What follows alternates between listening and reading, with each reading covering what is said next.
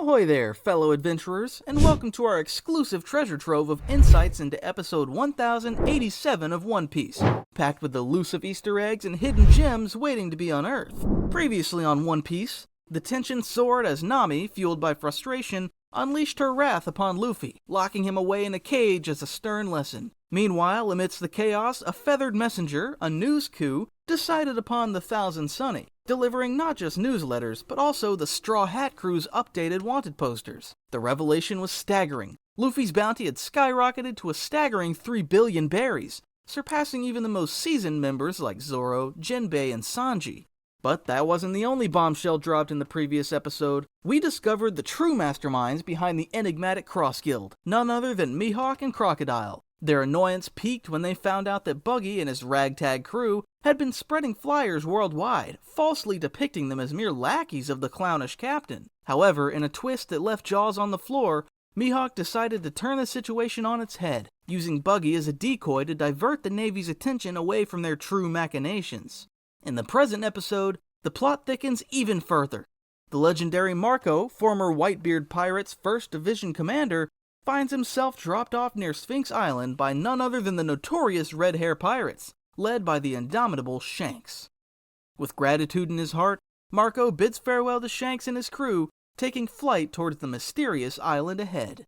Marco's departure and Yamato's resolve. In a stirring flashback set in the heart of Wano country, Marco, the phoenix-like former commander of the Whitebeard Pirates, witnessed the heartfelt exchange between Yamato and the Straw Hat Crew.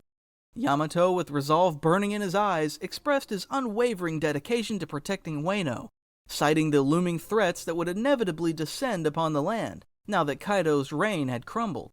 Recalling the chaos wrought by the Aramaki incident, Yamato harbored no illusions about the dangers lurking in the shadows. Yet, in a poignant moment of camaraderie, Luffy, the Straw Hat captain, nodded understandingly, accepting Yamato's decision to stay and safeguard Wano. With a promise to look after Momonosuke and the others, Luffy extended his unwavering support, assuring Yamato that they would always be there for him.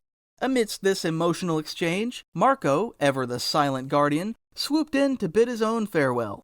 Expressing his gratitude for their past encounters and the bond forged in the crucible of battle, Marco announced his intention to depart Wano, seeking new horizons beyond the borders of the embattled country.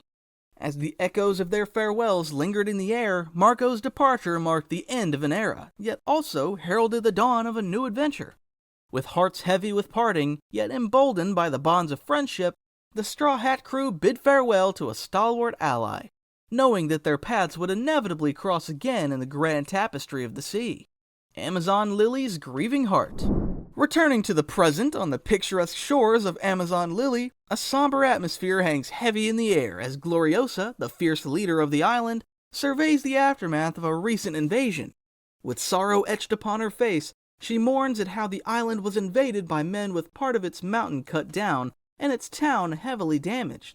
Amidst the ruins, Boa Hancock, the enigmatic ruler of the Kuja pirates, stands regally despite her bandaged wounds, a silent testament to the fierce battles fought to protect their home.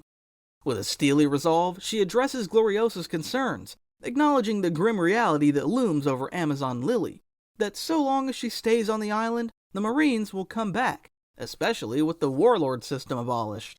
Amazon Lily under siege.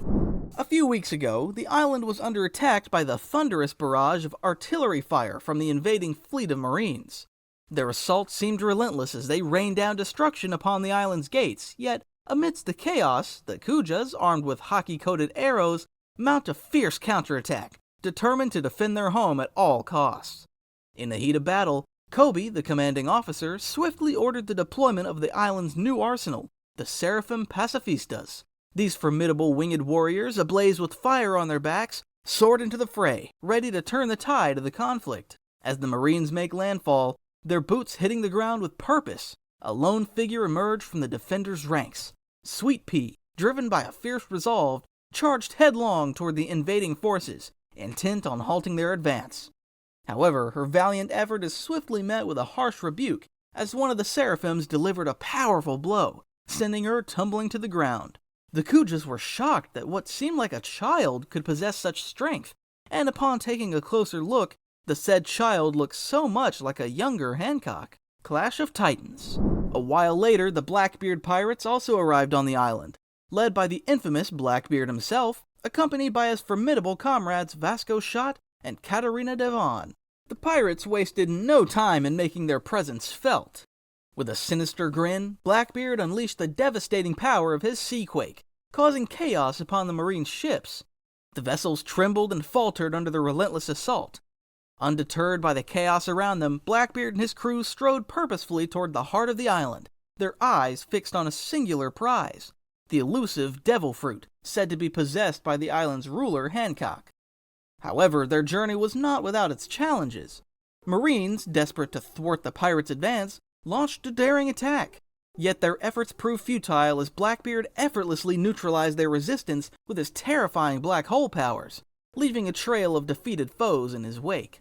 As they pressed onward, their path intersected with the enigmatic Second Seraphim, bearing an uncanny resemblance to the legendary swordsman Mihawk in his youth.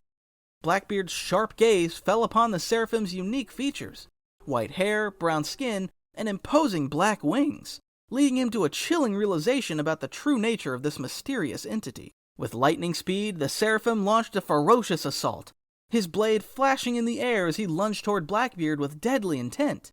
Yet, the pirate captain proved to be as nimble as he was cunning, narrowly evading the Seraphim's initial strike with a deft sidestep. Undeterred by his opponent's agility, the Seraphim pressed on, unleashing another blistering attack aimed directly at Blackbeard. This time, the pirate captain reacted swiftly, surrounding himself with the impenetrable armor of Busoshoku Haki, bracing for the impact. Despite his defensive stance, the sheer force of the Seraphim's blow sent Blackbeard hurtling through the air, crashing into the island's landscape with a deafening impact. The consequences of their clash were monumental, as a sizable portion of the island's central mountain was cleaved apart by the sheer force of the Seraphim's strike. Yet, even as chaos reigned around him, Blackbeard emerged from the rubble relatively unscathed, his expression a mixture of annoyance and surprise as he came to a startling realization. The Seraphim was not merely a formidable opponent, but a pacifista, a realization that left him somewhat flustered. As the Seraphim prepared to deliver another punishing blow, the arrival of reinforcements in the form of Marines added a new layer of complexity to the already chaotic scene. Seizing the opportunity, Blackbeard unleashed the full extent of his terrifying power, invoking the devastating force of his black hole ability. The sheer gravitational pull of the void proved too much for the Seraphim to withstand, forcing it to leap away in a desperate bid to avoid being consumed, while nearby structures and Marines were inexorably drawn into the swirling abyss. Hancock's standoff with Koby and Blackbeard. Meanwhile, at the palace, Hancock, who had previously refused to heed Koby's demands to surrender, walked out to the balcony.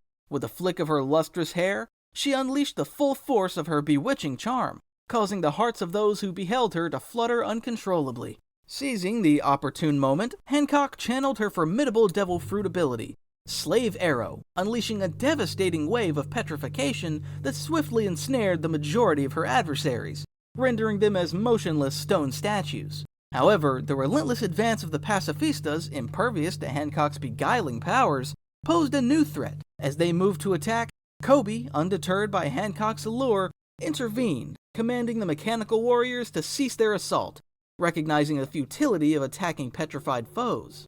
Caught amidst the chaos, Hancock's attention shifted to Koby, a figure amidst the crowd who stood unaffected by her powers. Intent on neutralizing the perceived threat, she launched herself toward him with a swift kick. Yet before her attack could find its mark, she was intercepted mid-air by the imposing figure of Blackbeard, his ominous presence heralding a new twist in the unfolding conflict. With a menacing grin, Blackbeard harnessed the dark power of his black vortex, ensnaring Hancock within its swirling depths, halting her assault and plunging the palace into further turmoil. Hancocks Defiance against Blackbeard. Trapped within the oppressive grip of Blackbeard's darkness, Hancock found her powers rendered inert, unable to break free from his grasp. Fueled by a mixture of defiance and desperation, she demanded release, her voice echoing with an unmistakable resolve. In a surprising turn of events, Blackbeard offered his begrudging admiration for Hancock's display of power, acknowledging her prowess as the renowned pirate empress. His words, laden with a begrudging respect, acknowledged the magnitude of her abilities. Yet, undeterred by Blackbeard's praise, Hancock stood firm, refusing to yield to his demands. With unwavering determination, she asserted the intrinsic link between her powers and her beauty, emphasizing that without the latter, her abilities held no sway. As Blackbeard expressed his intent to claim her devil fruit for his own, Hancock countered with a stark reminder of the consequences of his actions. She warned him of the repercussions of her demise, that the petrification she wrought upon his subordinates would remain irreversible, condemning them to a fate of eternal stone. Moreover, she cautioned him that any successor would be powerless to undo the effects, leaving a lingering legacy of destruction in his wake. Thanks for joining us for this intense breakdown recap of One Piece episode 1087. Don't forget to subscribe and like for more thrilling updates. Drop a comment below with your thoughts on the unfolding conflict. Stay tuned for the next episode.